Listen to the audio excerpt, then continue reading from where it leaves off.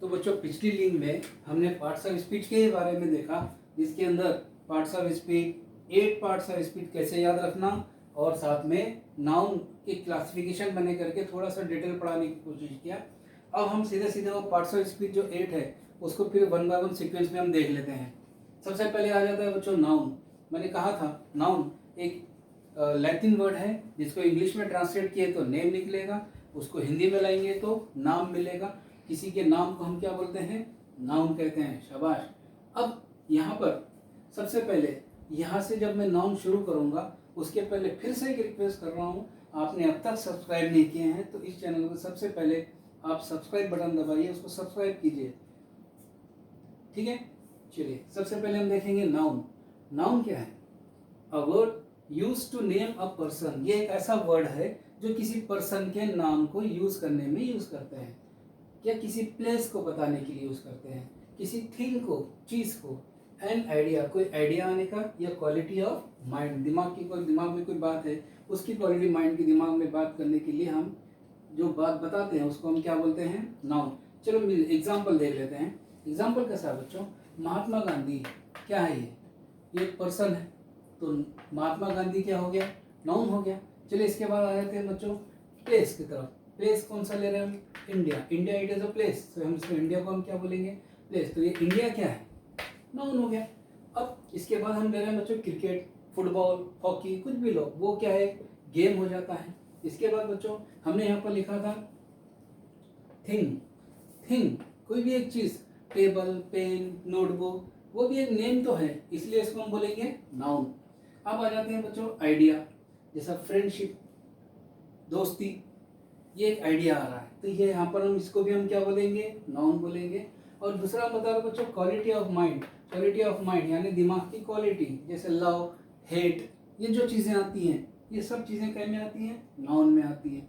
तो शॉर्ट में आप ऐसा भी बोल सकते हैं कि किसी भी नाउन को हम क्या कहते हैं? नाउन कहते हैं। और नाउन को हमने 2 हिस्सों में क्लासीफाई किया था पिछले लिंक में, एक कॉन्क्रीट नाउन और एक एब्स्ट्रैक्ट नाउन। अब उसको डिटेल और देखना है तो आप पिछले लिंक की तरफ जाइए, उसको एक बार पढ़ के फिर से इसको देखिए। चलिए अब इसके बाद आ जाएंगे प्रोनाउन। प्रोनाउन मैंने कहा था कि नाउन के बजाय इस्तेमाल किया जाता। इसमें क्या बताया गया? A word used in place of nouns to avoid repetition. हम नाम के बजाय जो वर्ड यूज करते हैं बार बार नाम को रिपीट करने के बजाय, टू अवॉइड रिपीटेशन, उसी को हम क्या बोलते हैं? प्रोनाउन कहते हैं। Take an example, Sachin is a good player. इसमें नाउन कौन सा है बोलो बेटा? सचिन। सही है। लेकिन अब दोबारा सचिन प्लेज वेरी वेल लिखने के बजाय ही प्लेज वेरी वेल, तो सचिन एक अच्छा प्लेयर है, वो अच्छा खेलता है। वो कौन है? सचिन। तो सचिन के बजाय हमने कौन से नाम को रिपीट किया? ही को किया। अब ये ही किसका काम कर रहा है? नाउन का कर रहा है कि प्रोनाउन का? शाबाश, इसको हम बोलेंगे प्रोनाउन। तो नाम के बजाय जो वर्ड रिपीट होते जाता नाउन, उसके बजाय जो वर्ड हम लेते हैं उसको हम बोलते हैं प्रोनाउन। अब आ जाते हैं बच्चों इस टेबल पर। प्रोनाउन को हम 2 कैटेगरी में यूज करेंगे, एक सिंगुलर और एक प्लूरल। सिंगुलर यानी एक, प्लूरल यानी एक से ज़्यादा। जैसे यहाँ पर हम इसको 3 कैटेगरी में डिवाइड कर रहे हैं। एक ले रहे हैं बच्चों first person, second person, third person. First person, second person, third person. अब बच्चों फर्स्ट पर्सन में जैसे यहाँ पर सिंगुलर के अंदर ये कैटेगरी आ रही है, प्लूरल में ये आती है। सिंगुलर यानी एक, प्लूरल यानी ज़्यादा। जैसे मैं कहता हूँ आई, मैं बोलता हूँ मैं अकेला हूँ, तो ये कौन सी कैटेगरी में है? सिंगुलर में। कोई नाम है क्या? ये नहीं है, खाली आई बोल रहा हूँ, किसी का नाम नहीं है। इसका मतलब ये नाउन है कि प्रोनाउन है? प्रोनाउन है। इसके बाद हम लेंगे बच्चों वी बताएंगे हम नाम है क्या? कोई नहीं है, तो इसको भी हम लेंगे प्रोनाउन में। लेकिन कौन सी कैटेगरी में जाएगा? ये ज़्यादा के, इसलिए हम इसको लेंगे प्लूरल में। अब आ जाएंगे बच्चों सेकंड पर्सन। सेकंड पर्सन मैंने यहाँ पर भी यू लिखा, यहाँ पर भी यू लिखा। सिंगुलर में भी यू आ रहा है, प्लूरल में, यानी कि यू एक के लिए भी होता है, यू ज़्यादा के लिए भी होता है, तो इसको सिंगुलर में भी लेते हैं और प्लूरल में भी लेते हैं। अब इसके बाद आएंगे थर्ड पर्सन। थर्ड पर्सन की कैटेगरी में आते हैं बच्चों ही, शी, इट। लड़का हो तो ही, लड़की हो तो शी। अगर किसी जानवर का जिक्र कर रहे हो तो इट का जिक्र करेंगे। अब आ जाएंगे प्लूरल की तरफ। प्लूरल में क्या होता है बच्चों? इनके बजाय हम क्या ले रहे हैं यहाँ पे? दे। ये सिंगुलर है कि प्लूरल है? आप बोलेंगे बिल्कुल ये प्लूरल है, तो जब ये प्लूरल है तो इसको हम ले रहे थे। ये पूरे नाम अगर आप देखें तो पर्टिकुलर किसी का नाम नहीं कहा जा रहा, इनको प्रोनाउन के तौर पर इस्तेमाल करते हैं, खाली इसको first person, second person, third person क्या रहता है इसको ध्यान में रखेंगे। तो समझ में आ रहा है बच्चों, नाउन क्या होता है, प्रोनाउन क्या होता है। चलिए इसको जल्दी से नोट कीजिए, इसके बाद फिर अगला टॉपिक इसके बाद में लिख रहा हूँ। चलो बच्चों अब आ जाते हैं तीसरे पार्ट पर, जो है क्या एडजेक्टिव। एडजेक्टिव क्या होता है, मैंने आपको बताया था एडजेक्टिव किसको क्वालिफाई करता है, किसके बारे में बोलता है, बोलिए। नाउन और प्रोनाउन के, वही लिखा है देखो, अ वर्ड दैट क्वालिफाइज और डिस्क्राइब ए नाउन और pronoun is known as adjective.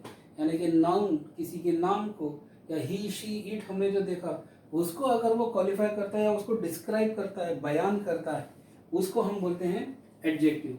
वो कौन सा वर्ड है, जैसे कि एग्जांपल ले लेंगे, my mother prepares delicious dishes.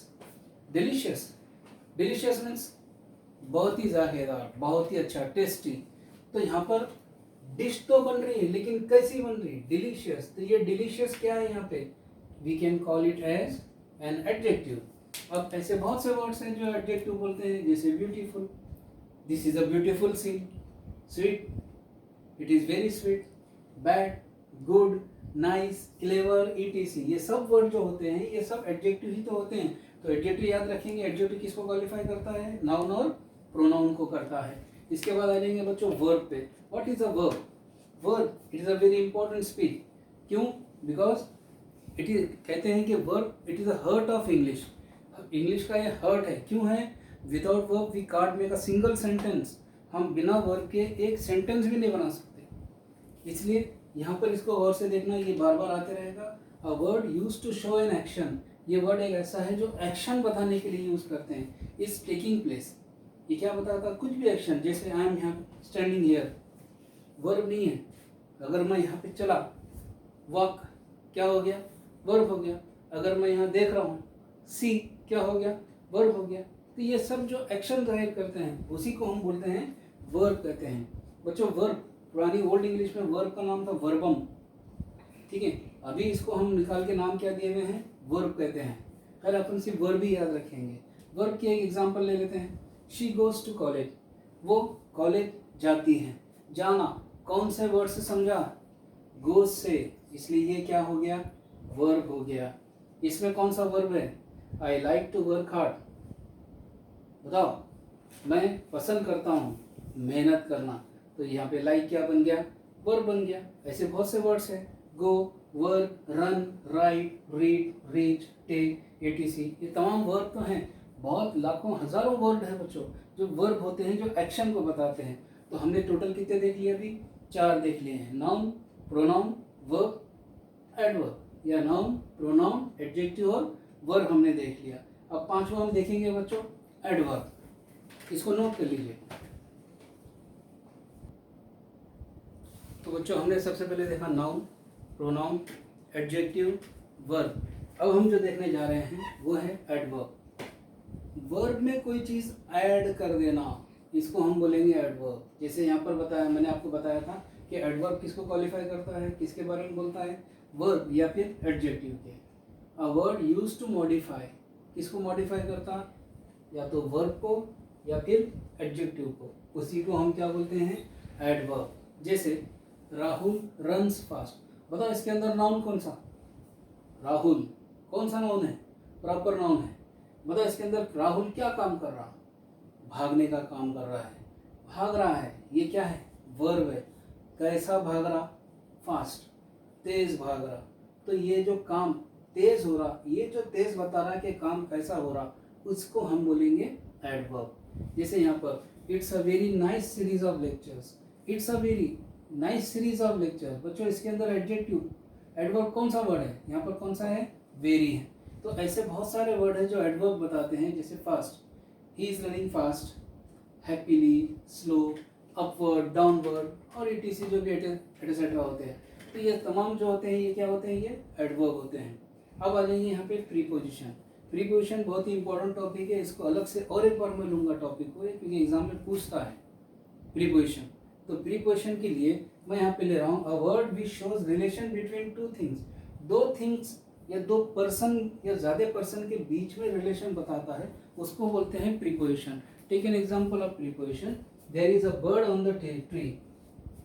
Bird कहाँ बैठा है? ट्री पर। अगर फर्स्ट करो मैं यहाँ पे ऑन निकाल दूँ तो क्या हो जाएगा? There is a bird the tree हो जाएगा। कोई सेंस नहीं आ रहा, वहाँ एक बर्ड है, ट्री। तो मुझे उसको बताने के लिए, दोनों को जोड़ने के लिए मुझे क्या देना पड़ेगा? ऑन। तो ये ऑन क्या होता है? ये होता है बच्चों प्रीपोजिशन। यहाँ पर आ जाओ, put the money into the dryer. बताओ इसके अंदर कौन सा प्रीपोजिशन है? पुट द मनी, पैसे रखो ड्रायर। तो मुझे कहाँ रखो बोलना पड़ेगा? ड्रायर में। तो इसलिए मैंने क्या लिखा है यहाँ पे? Into the dryer. पता इसके अंदर प्रीपोजिशन कौन सा है? इनटू। और अगर इसके एग्जांपल अगर लेते हैं, जैसे suppose I am making a box here, this is a box.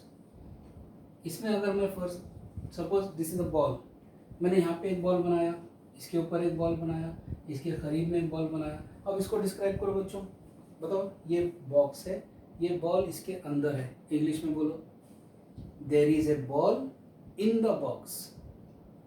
अब इसको बोलो, there is a ball on the box. तो यहाँ पर इन्हें क्या बताएगा?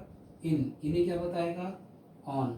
अब इसको बोलो, इसके करीब है बोलना है, there is a ball near the box. क्या बोलेंगे? Near the box. अब इसकी एग्जांपल लो, इसको बोलो, क्या बोलेंगे? There is a ball over the box, यानी कि ये इसको टच नहीं कर रहा। तो जैसे हम बोलते हैं कि the bridge is over the river, तो वैसे ही there is a ball over the river. तो ये ओवर हमको बता रहा। तो ऐसे वर्ड जो दो वर्ड को कनेक्ट कर देते हैं, मिला देते हैं, रिलेशन बताते हैं, उसी को हम क्या बोलते हैं? प्रीपोजिशन। समझ में आ रहा? जल्दी से नोट कीजिए फास्ट।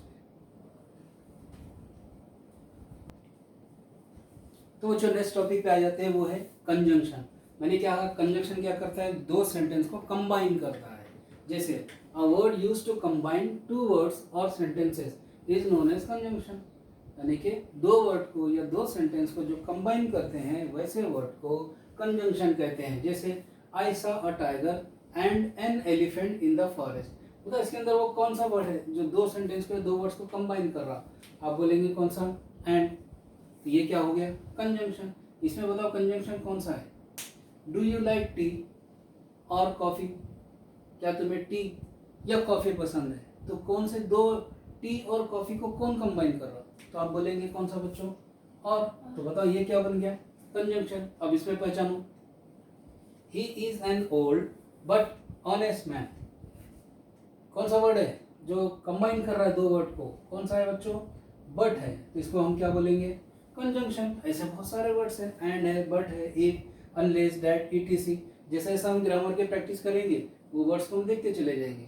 अब लास्ट आ रहा है बच्चों इंटरजेक्शन। इंटरजेक्शन क्या होता है? A word used to show. Interjection हमारी जो स्ट्रॉन्ग फीलिंग को जो वर्ड जाहिर करता, बताता, उसको बोलते हैं इंटरजेक्शन। जैसे a word used to show our strong feelings और emotions is known as an interjection. मतलब यहाँ पर ये हुआ बच्चों कि बच्चे जैसे बाहर अगर कोई खेल रहा है और कोई चीख रहा है, जैसा वो मैच जीत गए और जोर से चीखें, हम घर में बैठे हमको तभी समझ में आ जाता है कि बच्चे क्या हो रहे हैं, कुछ खुशी से बोल रहे हैं। जैसे बोल रहे हैं हुर्रे हुर्रे हुर्रा, चीखने सुने होंगे ना आप लोगों ने, तो वो खुशी से होते हैं। अब कोई हुर्रा बोला तो हम ये नहीं समझेंगे कि कुछ हो गया वाकई वहाँ पे गलत, खुशी हुई। समझ में आ रहा? इसके बाद हम बच्चे आ जाएंगे अलास पे। अलास क्या है? अफसोस, सारो फीलिंग करना, अरे अरे अरे, he died in an accident, वो एक एक्सीडेंट में मर गया, ऐसे बातें बताना। Bravo, it's a good shot. बच्चों bravo, what is bravo? Bravo कहते हैं शाबाश। अब मैं अगर फर्ज करो ब्रावो अगर कहा, कोई बच्चा बैठा है, शाबाश, क्या अच्छा फेल हुआ बच्चे, बोलोगे ऐसे? नहीं, मुझे क्या करना पड़ेगा? शाबाशी कब देना पड़ेगा? जब कोई अच्छा काम होता है। तो यहाँ पर लिखा है इट्स अ गुड शॉट, बहुत ही अच्छा शॉट था। और last, oh I am getting late, अरे अचानक मुझे कोई चीज़ याद आती है, आई एम गेटिंग लेट, मुझे देर हो रही है। Oh I have forgotten my book, मैं अपनी किताब भूल गया। ऐसी कोई सडन याद आ जाता है तो यहाँ पर फीलिंग कैसे देंगे? ओह, बहुत सारे वर्ड्स हैं। जैसे कोई मम्मी कोई अच्छी चीज़ बनाती है, yummy mummy, it's a good tasty dish, what a good dish, ऐसे वर्ड्स हम बोलते हैं। तो ऐसी चीज़ों को यूज़ करने के लिए हम यम्मी ऐसे वर्ड देते हैं। तो हुर्रा हमारे इमोशन बता रहा खुशी के, अलास हमारे इमोशन दे रहा गम के, ब्रावो शाबाश, समझ में आ जाएगा कुछ अच्छा काम हुआ। ऐसे वर्ड जो हमारे इमोशंस बताते हैं उसी को हम बोलते हैं इंटरजेक्शन। तो टोटल यहाँ पर हमारे पास कितने हो रहे हैं बच्चों? 8 पार्ट्स ऑफ स्पीच हो रहे हैं।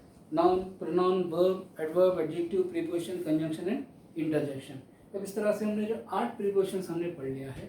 अब आप लोगों का काम ये है बच्चों, ये टोटल पूरे कॉपी में नोट करना, अच्छे से इसको याद करना, अगली लिंक का इंतज़ार करना। अभी कह रहा हूँ सब्सक्राइब नहीं किया तो अभी भी और सब्सक्राइब कर दीजिए एक बार फिर से। अगर पसंद आए तो लाइक कर दीजिए और अगली लिंक का इंतज़ार कीजिए। अगर आपको अपने थ्रू बोलना है तो कमेंट बॉक्स में जाइए और अपनी फीलिंग्स उसमें बताइए कि आपको ये चीज़ समझ में आई या नहीं, या इसमें और कुछ इंप्रूवमेंट होना है तो आप मुझे सजेशन भी दे सकते हैं। ठीक है बच्चों, पढ़ेंगे ना अच्छे से घर पे? चलिए इसको अच्छे से नोट कर लीजिए। Okay, thank you.